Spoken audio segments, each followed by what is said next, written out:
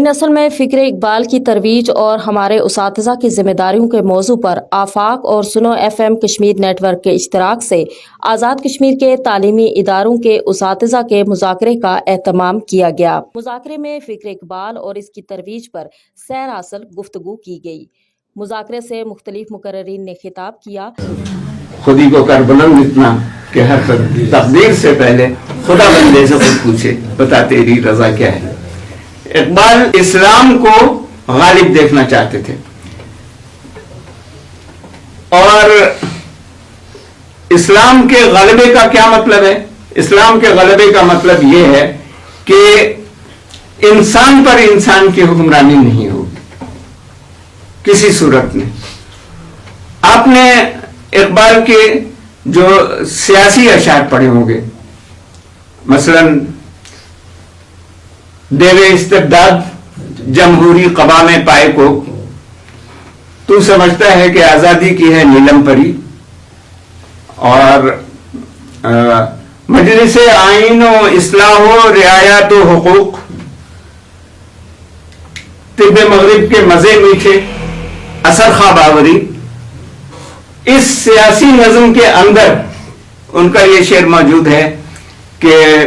سروری زیبا فقط اس ذات بے ہمتا کو ہے، حکمراں ہے ایک وہی باقی بتانے آزری، گر تو میخواہی مسلمان زیستن نیست ممکن جز بقرآن زیستن، کہ قرآن کے بغیر زندگی گزارے ہوئے آپ مسلمان نہیں بن سکتے۔ تو جب وہ اقبال یہاں پر آئے ہیں تو ان کے سامنے دو اہداف تھے واپس جب یورپ سے آئے ہیں، ایک تو اسلام کی نشات ثانیہ اور دوسرا مسلمانوں کی نشات ثانیہ، اور یہ دونوں اہداف ایک دوسرے سے مربوط ہیں۔ مسلمان عروج اسی وقت پا سکتے ہیں جب وہ اسلام پر عمل کریں گے، قرآن پر عمل کریں گے، اور اسلام کی نشات ثانیہ دنیا بھر میں اس وقت ہوگی جب مسلمان جو ہے اسلام کا پیکر بن جائیں گے۔ تو اقبال یہ دونوں کام چاہتے تھے۔ اگر ہم علامہ اقبال کو سمجھ لیں تو میرا خیال ہے کہ بچوں کو سمجھانا زیادہ آسان ہو جائے گا، اس لیے جب تک ہمارا خود تعلق علامہ اقبال کے ساتھ میں قائم ہوتا، اگر ہم فکر اقبال کو خود سمجھنے کی کوشش نہیں کرتے، اس سے خود فیض حاصل کرنے کی کوشش نہیں کرتے، تو ہم بچوں کو میرا خیال ہے کہ اقبال اور فکر اقبال سے روشناس نہیں کروا سکیں گے۔ اور سچی بات یہ ہے کہ بر صغیر کی ملت اسلامیہ سے پوری ملت اسلامیہ مجموعی طور پر کہہ لیجیے علامہ اقبال کے مخاطب تھے، لیکن بر صغیر کی ملت اسلامیہ کے اس جذبے ملنے سے اگر علامہ اقبال کو نکال دیا جائے کچھ نہیں بچتا میرا خیال ہے۔ جو فکر اقبال ہے، جو علامہ اقبال نے جو فکر دی ہے اور جو پورا ایک نظام دیا ہے، ایک نظم ہے علامہ اقبال کا، جو انہوں نے ایک نئی نسل کی تیاری اور ایک قوم کو تیار کرنے کے لیے پورا ایک نظام دیا ہے، پورا اس کو سمجھنا بڑا ضروری ہے۔ علامہ اقبال نے شاہین کو بہت زیادہ استعمال کیا ہے اپنی شاعری میں، ایک استعارے کے طور پر، مسلم نوجوانوں کے لیے ایک استعارے کے طور پر۔ اس کا کیا مطلب تھا؟ علامہ اقبال نے خود کہیں وضاحت فرمائی ہے کہ میں نے شاہین کا سمبل کیوں اختیار کیا، کہ شاہین میں اسلامی فخر کی تمام خصوصیات پائی جاتے ہیں، بلند پرواز ہے، اپنے مقصد بلند، یہ اس کا مطلب یہ ہے کہ ہم نے اپنے نوجوانوں کو اپنے مقاصد کو بلند رکھنے کی ترغیب دیں، بلند مقاصد کے سے روشناس کروائیں، اور نوجوانوں کو ان کو بلند پروازی سکھائیں۔ پھر دوسری بات یہ ہے کہ وہ تیز نگاہ ہے، بہت بلندی سے ہو کر دیکھتا ہے، لیکن بڑی مائنیوٹلی دیکھتا ہے چیزوں کو، ایک ایک چیز پر اس کی نظر ہوتی ہے، اس کی نگاہ بہت تیز ہے۔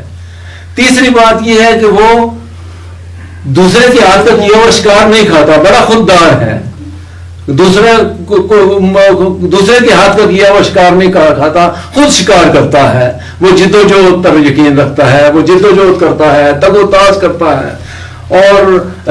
حرکت عمل اس کا ایک استعارہ ہے، جس کو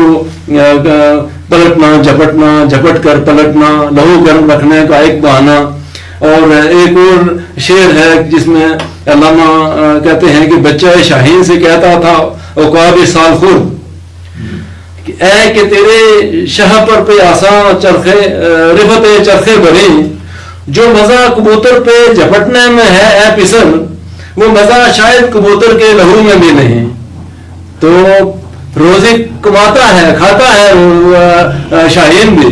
लेकिन रोजी कमाना और खाना ये उसका मकसद नहीं है। वो अगर शिकार भी करता है तो मैं पेट भरने के लिए नहीं करता, बल्कि अपने आप को तमन्ना रखने के लिए हरकत और अमल से वो करता है और पलटता और झपटता है और एक